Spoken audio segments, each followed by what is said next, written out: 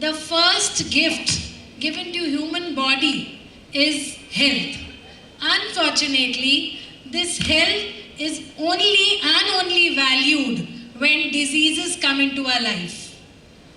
And इसका कारण सिर्फ और सिर्फ फिर एक ही चीज आती है, which is in boom these days among all the doctors and hospitals, and that is our erratic lifestyle. Let's see lifestyle.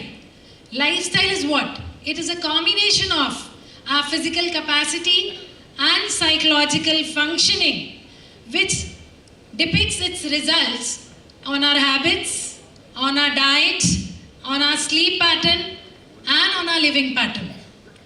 Since childhood, this pattern has been shaped by our parents, then our teachers when we go to school and colleges. But today, in today's era, the scenario has changed. This pattern has a very, very strong hammering effect by our surroundings, our companions, our extended families, which is called peer pressure.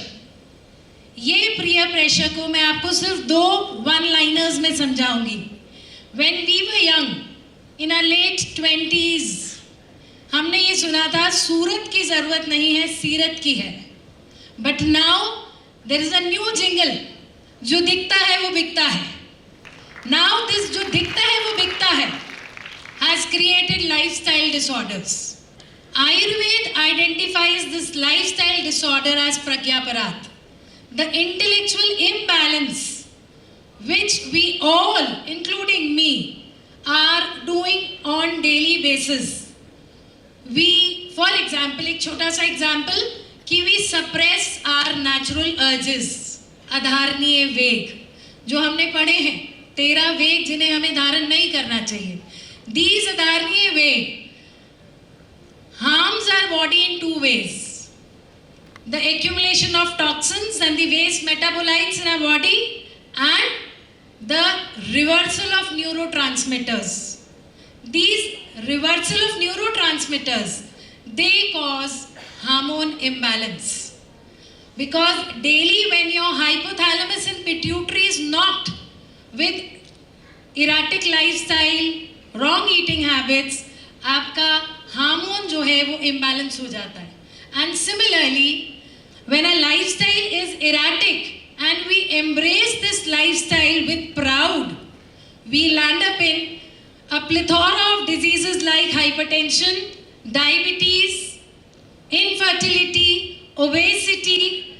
Young children are suffering from diabetes, depression, and only because of these reasons you can see number of psychiatric clinics increasing in all the cities, number of IVF centers increasing, number of sperm banks increasing. This hormone is not only affecting ladies or females, it is also affecting males at the same percentage level when we see in our clinics.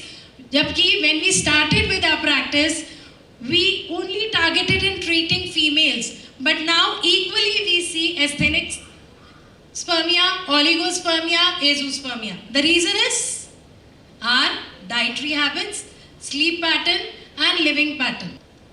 Ayurveda and hormone. Ayurveda ने hormone को धात्वाग्नि माना, जिसमें पित्त का समावेश होगा, because agni means पित्त, body heat. And as modern science, if we see, hormone is a, what is it? It is a chemical messenger which helps in our growth, our metabolism, our reproduction, and of course our mood swings. Modern and Ayurveda को जब हमने parallel रखा, तो ये देखा कि stressful life, क्योंकि MNCs में the life pattern is absolutely different. Their offices starts at 11, ends up at 11. After that you have your dinner and you are back to bed. गिर जाते हो आप, दिमाग खाली हो जाता है क्योंकि पूरे दिन आप सिस्टम पे हो. तो you are under stress, and when stress is there, cortisol increases. This is the fight and flight hormone. और आयुर्वेद के हिसाब से क्या बढ़ जाता है? पित्त दोष. हमको ये सब में दिख रहा है. प्रीमेच्योर ग्रेन, खालित्य, पालित्य, pigmentation, melasma, under eye circles, aggression, हाथ रखो तो वॉल्केनो जैसे सब फटते हैं. Your children, your husband, even we, when we reach home we burst अगर कोई हमसे एक से दूसरी बार कुछ पूछता है. Why? Because this stress hormone is knocking on our mind continuously when we are out, because it is what? It is a competitive world. हमें जीतना है. एक ये धुन हम सबके दिल में सवार है, दिमाग में सवार है. सो आयुर्वेद में हार्मोन बैलेंस के लिए सबसे अच्छा है कि आयुर्वेद सिर्फ दवाई से नहीं बैलेंस करता. It balances with yoga, your good dinacharya. Then अगर इससे कंट्रोल नहीं होता तो herbal therapies, and even that doesn't work properly, then it is शोधन.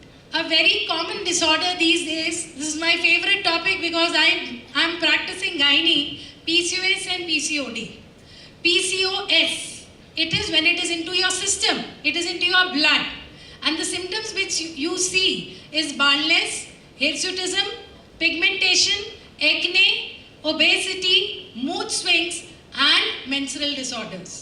Now जब इतना सारा है आपके रक्त में तो हमको उसको ट्रीट करना है विरेचन से. हम उसको विरेचन से ट्रीट करें so that hormone, that पित्त which we consider as hormone या धात्वाग्नि normalizes, and when it normalizes, ऐसा करते ही धीरे धीरे we have seen कि बहुत सारे symptoms better हो जाते हैं.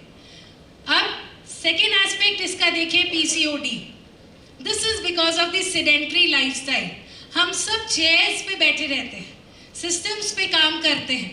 और अगर चेयर पे नहीं भी बैठे तो क्लिनिक में भी अगर हम हैं, we get down from the car, बैठ के मरीज देखे, कार में बैठे, घर वापस आ गए. And because when you are out you have full time servants, तो आप घर में भी कोई मेहनत का काम नहीं कर रहे, तो इसमें कफ दोष की वृद्धि होती है. एंड व्हेन कफ इंक्रीजेस, यहाँ पे आपको ओबेस पीसीओडी पेशेंट्स मिलते हैं. लीन एंड ओबेस दो. लीन कहाँ होगा? PCOS में, क्योंकि वहाँ मेटाबॉलिज्म जा रहा है, that is a metabolic syndrome. And PCOD में आपको कफ दोष की वृद्धि मिलती है जिसकी वजह से अवरोध है पित्त और वात का. And now we target with menstruation, fertility, ovulation, and for that the best choice of treatment is वस्ती.